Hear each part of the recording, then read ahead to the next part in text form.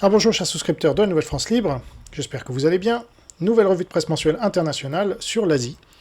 Il se passe beaucoup de choses là-bas, on n'en parle pas beaucoup malheureusement, parce que voilà, il y a le flot des informations en continu sur les élections, fausses élections.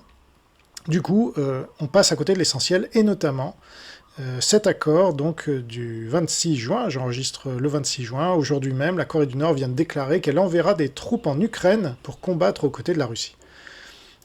Plus précisément, une division de l'armée nord-coréenne doit être envoyée à Donetsk, en Ukraine, dans les semaines à venir pour soutenir la guerre de la Russie contre l'Ukraine.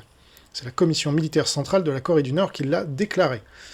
Donc, plusieurs choses avec cette annonce. Eh bien, ceux qui attendent un signal du déclenchement officiel de la Troisième Guerre mondiale en voilà un de plus.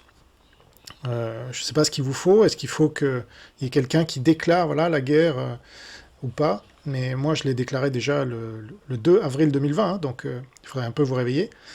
Et puis Donetsk, voilà, c'est un bastion du communisme en Ukraine, créé par les Russes, donc les soviétiques, qui reconstituent l'URSS, comme je ne cesse de le dire, et personne ne me croit.